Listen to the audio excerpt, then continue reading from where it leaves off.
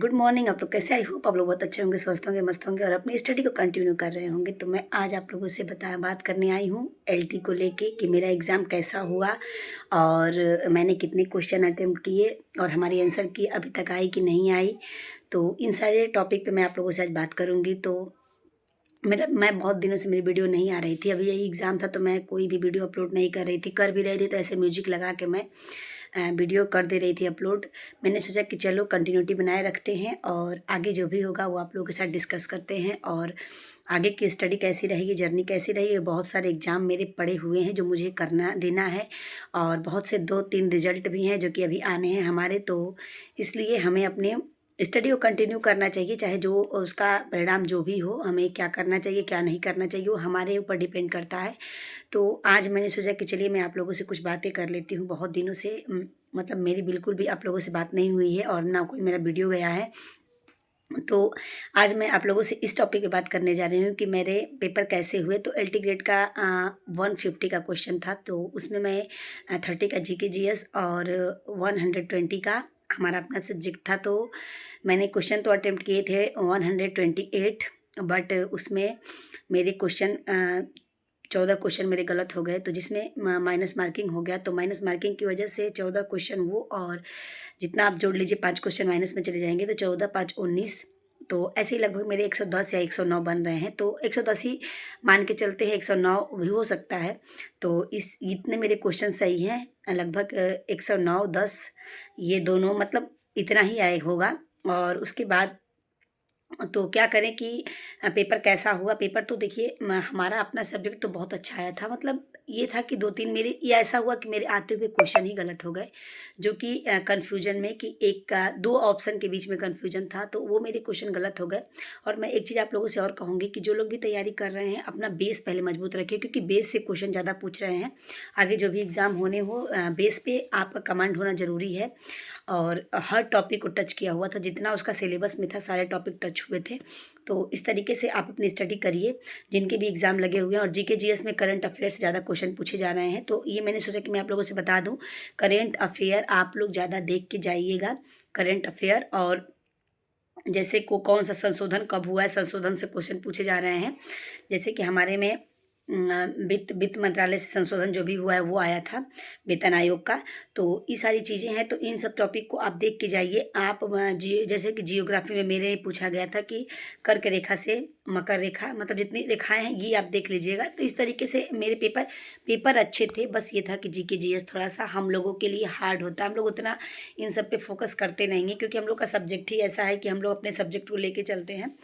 तो बस यही चीज़ें थी। और पेपर मेरे हिसाब से मैंने अच्छा किया है, मेरे अच्छे मार्क्स हैं। गुरुजी ने यानी हमारे सर ने बताया कि जिसके 100 प्लस हैं वो मेंस की तैयारी करे। तो अभी मैंने स्टार्ट नहीं किया है, आज से मैं सोची हूँ कि मैं स्टार्ट करूँगी मेंस की तैयारी।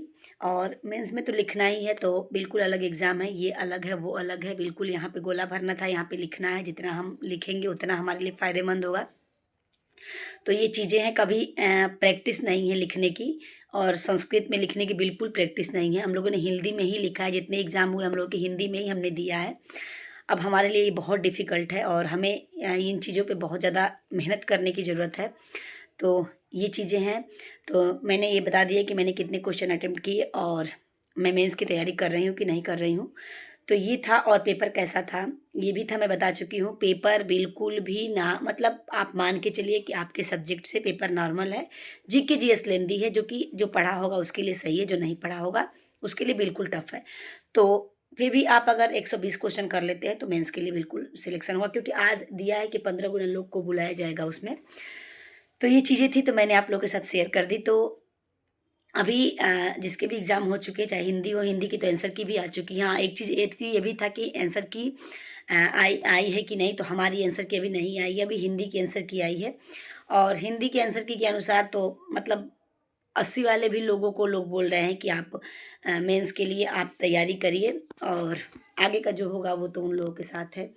तो बस अभी हमारा आंसर की नहीं आया। जब तक हमारा आंसर की नहीं आ जाता तब तक हम लोग अभी पूरे कंफर्म भी नहीं हो सकते हैं, बट हमें अपनी तैयारी में लग जाना चाहिए। हमें एक मोटा मोटी अंदाज़ा हमारे क्वेश्चन पेपर को देख के, जो भी यूट्यूब पे आंसर मिला है उसको देख के हम लोग मोटा मोटी अपना अंदाज़ा लगा सकते हैं कि हम मेंस के लिए बैठ रहे हैं कि नहीं बैठ रहे हैं। और बाकी अगर हम तैयारी भी करते हैं, अगर नहीं भी बैठते हैं, तो हमें आगे के एग्ज़ाम के लिए ये चीज़ें फ़ायदेमंद होगी। अभी मेरा केवीएस का एग्ज़ाम लगा हुआ है, जो कि 10 से 11 जनवरी को है। मैंने DSSS का पेपर दिया, जब जो कि अब तक जिसका रिज़ल्ट नहीं आया है, और आगे जीआईसी का भी पेपर है। तो अगर हम पढ़ाई करते हैं तो हमारे लिए कहीं नुकसानदायक नहीं होगा, फ़ायदेमंद ही होगा। तो इस तरीके से हमें अपनी स्टडी बिल्कुल कंटिन्यू करना चाहिए, बिल्कुल बीच में ड्रॉप नहीं करना चाहिए। जो लोग ड्रॉप किए हैं उन्हें आज ये चीज़ें देखने को मिल रही है कि बिल्कुल उनका पेपर अच्छा नहीं जा रहा है, तो ड्रॉप नहीं करना चाहिए। कंटिन्यूटी बनाए रखिए, आगे वो बहुत फ़ायदेमंद होगी। और आपको पता है कि जीआईसी में भी प्री मेंस और इंटरव्यू है उसमें, तो और उसके बाद यूपीटीजीटी है, जो कि 4 बार उसका एग्ज़ाम कैंसिल हो चुका है, तो उसका तो जो भी होगा। 27 में भी न्यू वैकेंसी शायद आने वाली है। अभी बिहार 0.4 है। तो अगर आप तैयारी करते हैं तो आपका कहीं नुकसान नहीं होगा। तो ये मैंने सोच के अब मैं भी अपना स्टार्ट करूँगी आज से। मैंने और केवीएस के लिए मैंने आज से मैं जो भी पहले पढ़ी हूँ वो तो मैं पढ़ी ही हूँ, बट केवीएस के लिए मैंने आज से कंप्यूटर स्टार्ट कर दिया। कंप्यूटर को जल्दी जल्दी मैं फिनिश कर दूँगी, और कंप्यूटर करने के बाद और मेरा बच जाएगा, मुझे रीजनिंग करना है। रीजनिंग के टॉपिक भी मैंने नोट डाउन कर लिए, जो जो टॉपिक जहाँ से मेन क्वेश्चन पूछे जाते हैं वो देखना है, क्योंकि यहाँ भी आपको क्वालिफाई करना है, इसमें भी आपको प्री देना है, फिर आपको मेंस देना है। तो इस तरीके से है। तो मैंने सोचा कि चलिए मैं आप लोगों के साथ आज ये वीडियो शेयर कर देती हूँ। तो चलिए फिर इतने आज के वीडियो में इतना ही है, और मिलते हैं नेक्स्ट ब्लॉग में। और मैं कल आप लोगों से वो भी टॉपिक शेयर करूंगी, जो कि मैं कहाँ से केवीएस की तैयारी कर रही हूँ और कैसे पढ़ रही हूँ, और मैंने क्या आज मेंस के लिए तैयारी स्टार्ट किया, वो कल मैं आप लोगों के वीडियो में आप लोगों के साथ शेयर करूँगी। तो फिर चलिए मिलते हैं नेक्स्ट ब्लॉग में, तब तक के लिए बाय बाय।